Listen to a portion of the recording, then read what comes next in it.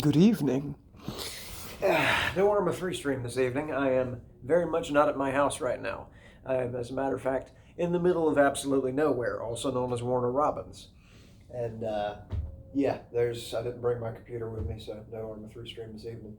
But I'm back at it again on the road for my company. They got me doing a warehouse tomorrow. Just a little bit of work in the warehouse, running some conduit, and then after closing time tomorrow, I'll be back on the road for another 2.5 hour drive home. But not a bad place, gotta say. It brings back a lot of memories. Being in hotels. I haven't been in a hotel in a while for my company. They hadn't carted me off out of town. Why is the autofocus not working? There we go. Now we're cooking with gasoline. Yep, it's another nondescript hotel room. They all look the same after a while. But I don't know, just being back in the saddle in this regard definitely brings back a lot of memories. I've only been an electrician for 5 years, but still, brings back some nostalgic vibes from the olden days of the old. Whenever I was just a wee electrician, back whenever I was still having to pick up a pair of side cutters with both hands. I remember one of the first jobs they sent me on, where I actually had to go out of town, was for the BMW luxury car factory in Spartanburg. And yeah, I was staying in a hotel like this one. It was an extended stay, but it was pretty much the same. But had to go there because we were working on the research and development area for this factory. And big, like very wide open floor space they had dedicated to the research and development. Like you couldn't see one end from the other end. It was massive. And they had all these big robots in cages. And I don't know if you've ever seen like the car commercials and stuff where they've got these big 9 foot tall claw looking things standing on the ground assembling cars and welding them and then picking them up and slinging them over there and all that. It's amazing to watch on the car commercials, and it's not much different in real life. Like I say, they had all these different robots that they were assembling there in this research and development area, and then they'd ship them off out back to be used on the assembly line. But they brought me in at the end of the job to run a little bit of conduit, here and there, finish the job out for the most part. But by the time I got there, all the robots were already being researched and developed, and they had each of them in their own individual cage to be looked at and tested individually in their own little controlled environment, where the scientist with his clipboard and his weird looking glasses is able to go and do terrible things to this poor bot. But it was a pretty easy job. Didn't have a whole lot of major responsibilities. Pretty lax days. Took hour-long lunch breaks. It was a great time. I remember one day in particular. I just got done with a little bit of work, and it was lunchtime. So I thought to myself, I'll go over to the lunch area to that vending machine that they got over there and get me a piece of pizza out of it, because they got all this variety of stuff, and I just feel like pizza. So I left my work area and walked on through the research and development area to get to the vending machine, which is on the other side, right through the valley of the shadow of death, as I referred to it afterwards. I went through there, and all the technicians and laboratory dudes and all that are all on lunch break. All these robots are just standing around unsupervised. Hundreds of these big yellow 9 foot tall claws just sitting around idly. And I'm walking through, and I'm saying, man, these are feats of engineering right here. You got that one there's a welder. Yeah, he welds the car. And that one over there, he's got a screw gun on him. He screw guns the cars. And then I saw this one that looked like a shoebox sitting up on top of it. Didn't have the little claw or a welding gun or any of that sort of thing. It was just a big black square. And I looked closer at it, and I said, what in the world is that? It's a camera sitting on top of this robot. And I said, what in the world would they need a camera for? Like, that robot isn't designed for any other thing. It just has a camera on top of it. Like, what does it do? Like, inspects everything. The robots that are supposed to build the cars, they'll come in and they'll weld this and they'll screw gun that, and then here comes the camera bot all like this, and he's inspecting things, and yeah, okay, that's good, yeah, approve that, send it on down the line. That must have been what it was for. It's the only thing I could come up with. But I stood there and looked at that thing for a couple seconds, and oh man, that is really something. They could teach a robot to be able to inspect a car like that. Man, they ought to teach them all how to do that. Then they wouldn't need this guy. Teach them all how to inspect their own work. But that's pretty cool.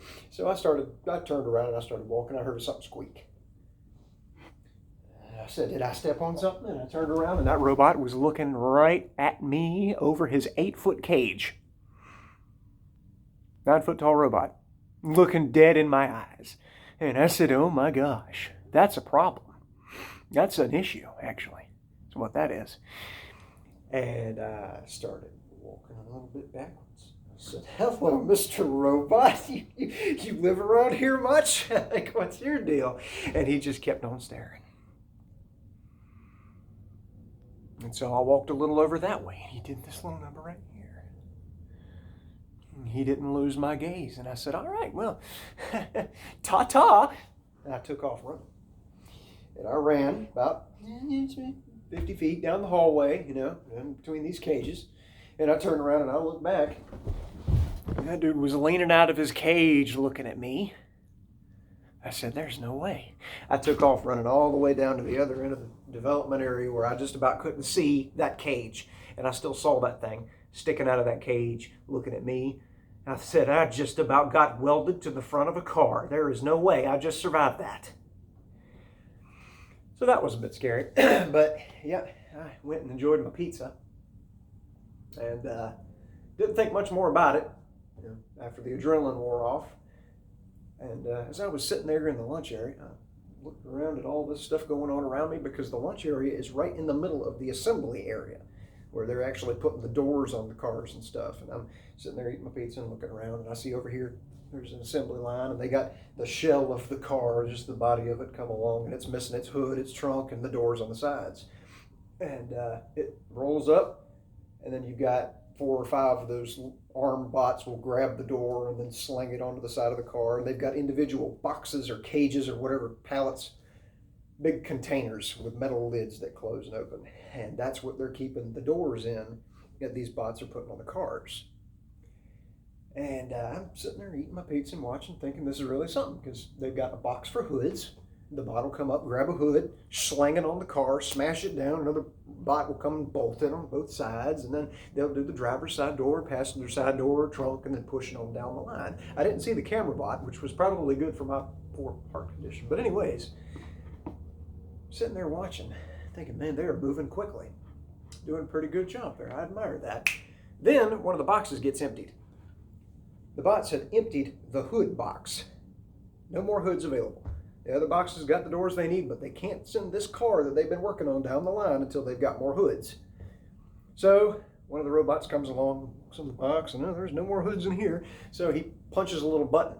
Red light pops on up over the cage, the box, whatever, box. And he grabs the lid, shuts it, and then just stands there and waits. Well, 9-foot tall claw robot standing there waiting after he hit that button, turn on a red light saying, somebody come get this empty box, take it away, and give me a new box. So I sit there and I look around. I don't see the guy on the forklift that's supposed to bring in a new box. So I keep eating my pizza. About 2 minutes later, I look up for my empty plate. Look over there, and that light is still on, and that robot's still standing there, but he's doing this. I said, if that robot had a foot, he'd be tapping it right now in his impatience. If he had hands, he'd be doing this on his hips. And that guy's getting mad. He's having to wait for way too long for that box to get taken away. Well, finally, just whenever I'm thinking that, here comes the forklift guy. Comes along, grabs the empty box, picks it up, and then drives away. And that robot does this. Watches him go. And he does this. And he's clicking that claw, open and open, open, close, open, close. And I said, man, that guy better hurry up. That robot's going to have a fit if he doesn't come back pretty quick with that box. Well, finally, that forklift guy comes back around, sets the box down, and before he could pull his forks all the way out from under that box, that robot has been standing there clicking this whole time, grabs the lid of the box, snatches it off, throws it over here, grabs the hood, slams it on the roof of the car, and all the other bots converge on the car and get it fixed up, push it on down the line. The dude in the forklift looked hurt and offended and surprised. And he went ahead and drove off before he got in the line of fire. I said, man, these robots, these car factories are dangerous people. Like that one back there tried to assassinate me while I was on the way to eat lunch. Now that I'm sitting here eating lunch, these guys are getting mad at this one person. This poor human, trying to do his best to keep up with modern technology. And modern technology is over here tapping his foot and getting aggravated. But yeah, that's what I remember of that car factory there. And tell you, I don't think this warehouse tomorrow is going to be quite that adventurous, but if something special happens, I'll be sure to let you know about it. But in the meantime, y'all have a good night, and I will hopefully be back on Arma 3 tomorrow. So see y'all then.